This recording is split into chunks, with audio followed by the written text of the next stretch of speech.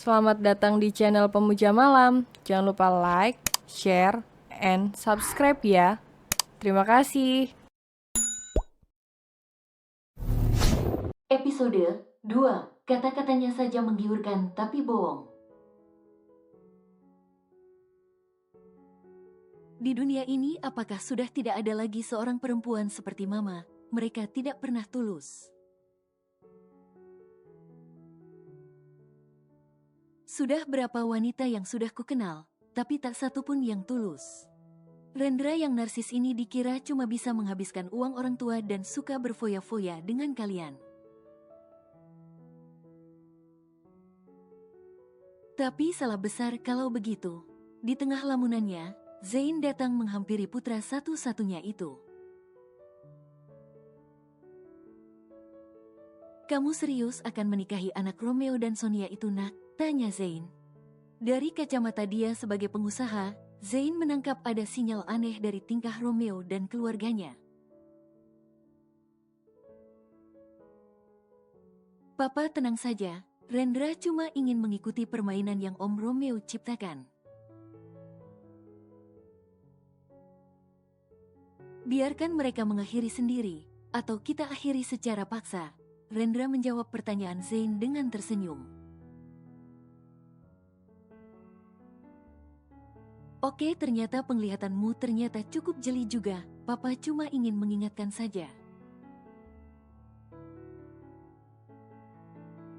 Kita harus bisa menilai orang itu bukan dari casingnya. Zain mengingatkan Rendra.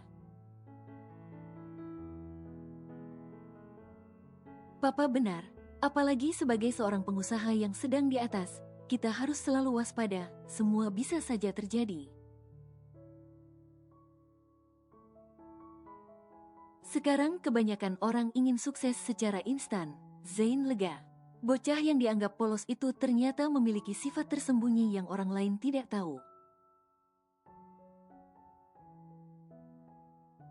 Zain menepuk bahu putranya 2 kali dan bergabung menikmati rokok tersebut di balkon. Kalau di dalam akan ada razia kini. Raisya sampai di Jakarta dengan selamat. Dia menginap sementara di rumah Radit sebelum besok diantar ke rumah barunya. Sayang, malam ini kamu menginap dulu di rumah Tante dan Om. Besok Om Radit dan On Hendra akan mengantarmu. Rosa sudah menyiapkan sebuah kamar bekas kamar anak tirinya. Terima kasih Tante. Kak Lucy sekarang tinggal di mana? Tanya Raisya. Dia ikut suaminya.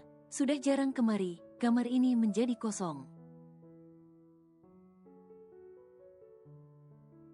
Gadis cantik tersebut membaringkan tubuhnya di ranjang Lucy, putri dari Om Radit. Dia memandangi langit-langit kamar tersebut, membayangkan kalau seandainya saja ayahnya masih hidup. Sekarang mereka pasti sudah bersenang-senang bersama. Esok hari Radit dan Hendra mengantar Raisya ke tempat yang mereka janjikan. Ke sebuah rumah sederhana yang tidak jauh dari rumah sakit tempat Ray bekerja. Jika Ray tinggal di rumah Radit maupun Hendra, akan memakan waktu di perjalanan. Terima kasih Om, tempat ini sangat nyaman. Ray suka. Raisya menelusuri rumah minimalis tersebut. Di sana juga sudah disiapkan sebuah mobil Audi sebagai kendaraan Raisya nanti. Kamu hati-hati ya, kalau butuh sesuatu kamu bisa menghubungi Om Radit atau Om Hendra. Dan jangan ragu untuk meminta bantuan kami, kamu juga anak kami nak. Radit mengelus kepala Raisya yang terbungkus jilbab tersebut.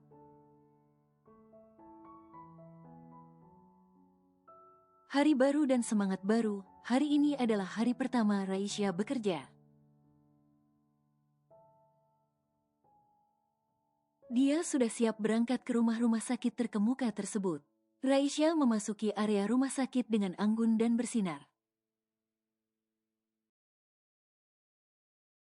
Wajahnya yang ayu dan teduh membuat dia menjadi pusat perhatian. "Ray," panggil Vina dari belakang.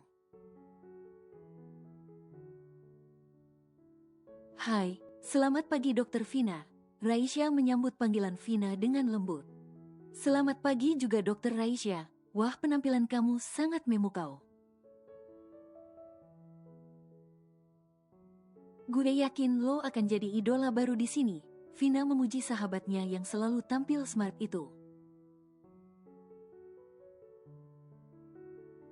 "Kamu bisa saja. Oke, aku akan menemui Prof. Gunawan terlebih dahulu." "Di mana ruangan beliau?" tanya Dokter Raisya.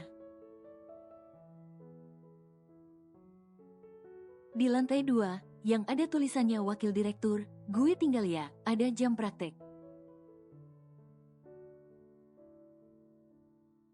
Vina menuju ke ruangannya sementara Raisya menuju ke ruang Dokter Gunawan. Setelah berbasa-basi sebentar, Prof. Gunawan mengenalkan Raisya kepada seluruh dokter yang baru saja melakukan apel pagi.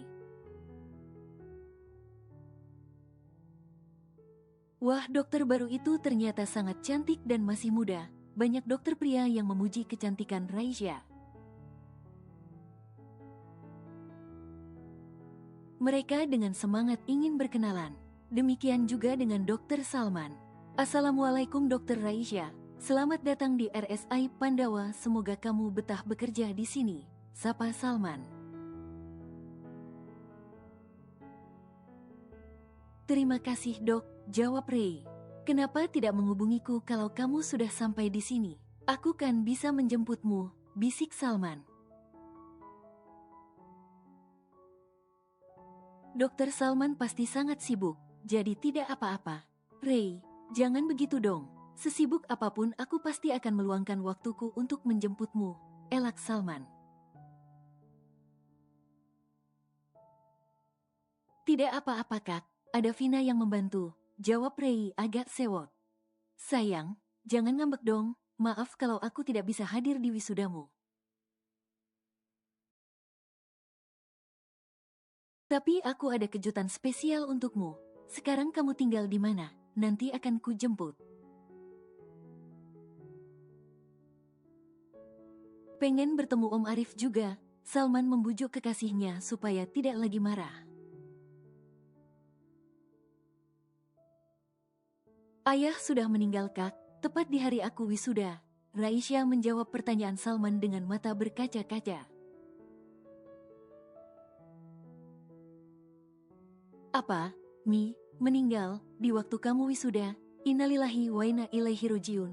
Ray, maafkan aku tidak ada saat kamu bersedih."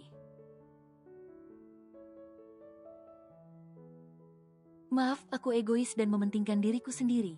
Tapi kenapa kamu tidak menghubungiku?" Salman menggenggam lembut tangan Raisya mengusap air mata yang sudah ingin jatuh. Kak Salman juga jarang menghubungi Ray. Apa Kak Salman sudah ada yang lain di sini? Raisya mengeluarkan keraguannya selama ini dia pendam. "Tidak sayang, tidak ada yang lain. Rasa cintaku terhadap dirimu masih sama seperti dulu. Dan kamu tidak akan sendirian, masih ada aku yang akan selalu menjaga dan melindungi kamu." Salman berjanji akan menjaga Raisya. "Oke, ayo aku antar ke ruangan kamu, dokterku yang cantik. Nanti aku akan sering merasa cemburu sepertinya." "Lihatlah, belum 1 hari kamu di sini penggemarmu sudah mulai banyak tuh." Salman melirik sekelilingnya yang memperhatikan mereka dengan penasaran. Dia mengalihkan perhatian supaya Raisya tidak bersedih lagi. Salman mengantar Raisya sampai di depan ruang kerja Raisya dan kembali ke ruangan dia sendiri. "Semangat, itu calon pasien kamu sudah banyak yang menunggu," tunjuk Salman ke arah kursi ruang Raisya. Hari ini adalah jadwal praktek Raisya ternyata. Dengan mengatur nafas sebentar, Raisya melangkah menuju tempat di depannya itu. Dia tersenyum lembut menyapa orang-orang yang sudah antri di sana. "Selamat pagi," sapa Raisya. "Pagi dok," jawab mereka. "Pagi suster," sapa Ray pada Ruhi suster yang akan menjadi asistennya. "Pagi juga dok, saya ucapkan selamat datang dan selamat bergabung." "Terima kasih," jawab Ray dengan sopan. Mereka masuk ke dalam. Raisya memakai baju kebesarannya dan siap beraksi. "Bagaimana sus hari ini? Sebelum kita mulai kerja kita kenalan dulu," kata pepatah tak kenal tanda tak sayang. "Saya Raisya, panggil saja Ray. Saya suster Ruhi yang akan menjadi asisten dokter Ray ke depannya." Ruhi menerima uluran tangan Raisya. "Ayo kita berdoa dulu, supaya semua pekerjaan kita lancar dan diberkahi Allah." Raisya memimpin doa sebentar, barulah mereka mulai bekerja. Pasien pertama Raisya adalah seorang ibu-ibu tua, punya riwayat jantung, dia tidak mau dioperasi. Padahal Dokter Salman juga sudah menyarankan operasi, tapi ibu-ibu ini marah-marah. "Silahkan Tuan, Nyonya, ada yang bisa saya bantu?" tanya Ray dengan ramah. "Begini dokter, kami di sini mau konsultasi, ibu saya punya riwayat jantung." Dokternya menyarankan untuk memasang ring, tapi ibu kami menolak, bahkan marah. "Beliau mengira kami tega menyakiti beliau," jawab anak nomor 1. "Bisa lihat resume dari ibu." "Siapa bu?" "Kalau saya Raisya." "Sukma," jawab ibu-ibu tersebut. "Oke Bu Sukma, kenapa ibu tidak mau menjalani operasi?" tanya Ray lembut. "Takut dok, bayangkan saja tubuh saya dibelah, terus mau dipasang cincin di jantung. Apa tidak mati saya nanti dok?" "Memang nanti semua orang bisa mati, tapi jangan seperti ini cara matinya," sewot Sukma. Raisya tersenyum mendengar pengakuan Bu Sukma. Apalagi dokter bedah yang sebelumnya juga bilang kalau Bu Sukma harus operasi sekarang, itu sangat menakutkan. "Ibu sudah punya cucu? Mau ada satu dok, ini istri Rudi sedang hamil 5 bulan. Bu Sukma mau kan menimang dan menggendong cucu-cucu ibu nanti?" "Tentu saja dok, tapi mereka malah menginginkan ibu mati," jawab Bu Sukma. "Tidak semua operasi menyebabkan kematian, itu terjadi kalau tim dokter yang kurang profesional. Tapi tim dokter di sini sudah terlatih Bu, kami akan sangat hati-hati dalam menangani ibu." "Lihat ini ya Bu, ini adalah hasil ronsen jantung ibu. Ibu mengalami pembengkakan jantung akibat dari pembuluh darah yang tersumbat. Mengakibatkan kerja jantung tidak maksimal. Ibu bisa sulit bernafas, gampang lelah. Lalu kalau Bu Sukma tidak mau dioperasi, dan penyakit ibu makin lama makin parah. Kasihan menantu ibu, nanti dia tidak ada yang menemani, mengurus anak pertama mereka. Dan masih harus sibuk mengurus Anda dengan kondisi yang sakit." Dokter Raisya menjelaskan secara halus agar Bu Sukma bisa mencerna ucapannya. "Sakit tidak dok, nanti dada ibu diiris, dijahit lagi, seperti di TV, TV saja?" tanya Bu Sukma dengan polos. "Tidak, ibu tidak akan merasakan sakit, nanti ibu akan tertidur. Tidak akan merasakan apapun dan tidak merasa sakit sama sekali. Bu Sukma mengangguk perlahan, dia setuju dengan operasi yang dilakukan padanya. Saya mau dioperasi tapi harus Bu Dokter mengoperasinya nanti. Saya tidak mau dokter galak yang biasanya, sudah galak, kepedean lagi. Baik, nanti ibu dan keluarga bisa mengajukan dulu dokter yang ibu pilih. Raisya bisa menenangkan pasien pertamanya. Ibu dan keluarga boleh silahkan ke ruang admin. Nanti ibu ajukan dokter yang akan mengoperasi ibu.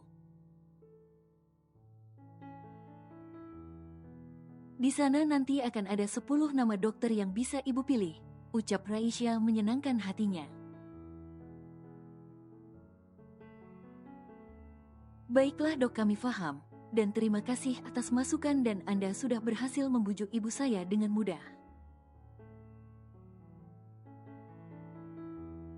Tanpa harus bertengkar, ucap anak ke-1 dengan malu. Kalau boleh tahu kapan jadwal operasi untuk ibu kami dokter? Tanya anak kedua yang sudah tidak sabar lagi. Kalau itu saya tidak bisa memastikan. Maaf, saya baru hari ini praktek. Tuan-tuan lebih baik ke bagian administrasi. Nanti kalau ingin saya bergabung di tim operasi, pilih saja jadwalnya Profesor Gunawan beserta Dr. Salman. Nanti dokter spesialis jantungnya Dr. Salman. Raisya menyarankan kepada mereka memilih Prof. Gunawan. Baik dokter, terima kasih bantuannya. Kami sangat senang konsultasi dengan Anda. Selain cantik, Anda adalah dokter the best di sini. Sama-sama Tuan, tapi untuk menjadi the best itu masih sangat jauh dan perlu banyak belajar. Hari pertama yang sungguh melelahkan, jam 11 siang, pasien yang harus dia tangani lumayan banyak. Ruhi, apa masih ada pasien lagi? Raisya bertanya pada asistennya tersebut. Itu tadi pasien terakhir dok, jawab Ruhi sambil membereskan berkas di meja. Alhamdulillah, ramai ya dan semua berjalan lancar. Raisya mengucap syukur atas yang sudah dia jalani. Ini sih karena Bu Dokter yang hebat, Anda bisa sangat sabar pada mereka. Itu kalau dokter yang praktik pasti sudah marah-marah. Apa-apa operasi, harus operasi tanpa menjelaskan dan memberi solusi terbaik, puji Ruhi. Tidak semua penyakit itu berakhir di meja operasi, kalau masih ada jalan keluar lainnya. Sebagai dokter bedah, memang kita sangat senang kalau setiap hari banyak yang harus dioperasi. Uang yang akan diperoleh akan sangat banyak, tapi bagaimana kalau ternyata biaya itulah yang nanti memberatkan mereka? Bu Dokter benar, saya suka bekerja pada Anda, ucap Ruhi. Terima kasih, dan apa jadwal kita selanjutnya? Tanya Raisya.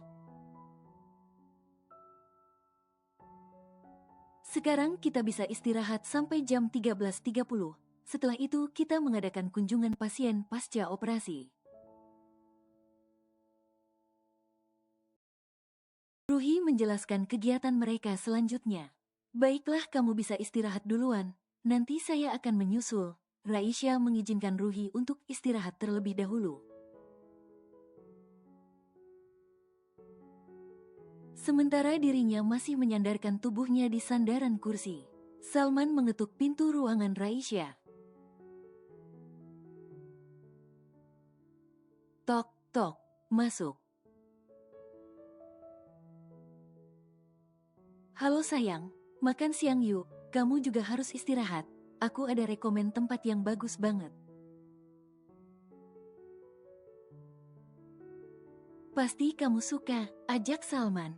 Rasya membereskan peralatannya, serta memasukkan ke dalam tas kerjanya. Ayo, jawab Raisya. Nah, begitu dong cantik. Sekarang tunanganku ini kok tambah cantik banget. Apa sih rahasianya? Goda Salman. Iya dong, cantik kan perempuan. Kalau laki-laki ya ganteng, cibir Raisya. Haha, berarti aku ganteng dong. Terima kasih pujiannya Bu Dokter, ucap Salman narsis. Mereka meninggalkan rumah sakit untuk makan siang di luar. Salman mengajak Raisya ke sebuah restoran mewah. Salman memesan beberapa menu yang menggugah selera. Tempat ini sangat bagus, pasti mahal kak harganya, bisik Raisya. Jangan difikirkan, ayo kita nikmati saja. Salman menyantap makanan tersebut dengan lahap. Bahkan milik Raisya juga dihabiskan. Ini dia doyan apa lapar, makan seperti itu, batin Raisya. Selesai makan, Salman minta izin ke toilet sebentar. Sayang, aku ke toilet sebentar ya, ada yang sudah di ujung nih, Raisya mengangguk. Meneruskan makannya yang tinggal sedikit itu. Sudah 15 menit Raisya menunggu, tapi Salman belum juga kelihatan batang hidungnya. Pelayan datang ke meja Raisya membawa bil makanan mereka. Nona, ini bilnya. Pelayan wanita itu menyerahkan bil pesanan Salman. Raisya mengernyit dan heran, makanan segitu saja harganya selangit. 1,9 juta, mahal banget, ini sih bisa untuk makan seminggu, batin Raisya. Nunggu teman saya dulu ya mbak, masih di toilet. Raisya meminta waktu untuk menunggu Salman. Pelayan meninggalkan meja Raisya memberi gadis itu waktu. Raisya mendapat chat dari Salman. Sayang, maaf, aku ada operasi mendadak, aku harus kembali rumah sakit, tolong bayar dulu makanannya, besok aku ganti, love you. Wajah Raisya langsung pucat, bagaimana dia membayar makanan itu, tas saja tidak membawa. Raisya pikir Salman yang akan mentraktirnya, kata-katanya saja menggiurkan tapi bohong. Apa? Dia balik dulu ke rumah sakit, terus semua ini siapa yang bayar? Aku kan tidak membawa tas, bagaimana dong? Raisya kebingungan, keringat dingin mulai bercucuran. Di meja tidak jauh dari dia, Rendra bersama James asistennya juga makan siang di sana. Pemuda itu dari tadi memperhatikan tingkah gadis berhijab itu. James, lihat tuh, ada kucing lagi kebingungan. Sepertinya cowok sotoy yang bersamanya tadi kabur deh. Rendra menepuk bahu James. Si bos ini kalau ada yang bening-bening saja, matanya tajam, dasar kucing garong, ingat sudah tunangan juga. Biar ini bagian gue bos, James mengingatkan kalau bosnya sudah punya tunangan, tapi malah dijitak oleh Rendra. Enak saja, tunangan sandiwara itu maksudnya, si Clara tidak sungguh-sungguh tunangan sama gue. Dia punya niat jahat, kalau yang ini sepertinya polos dia. Rendra tidak terima kalau James mau menyerobot. Tapi tadi dia bersama cowoknya bos, bisa digorok kita. James mengingatkan bosnya supaya tidak kepedean dan mengganggu gadis itu.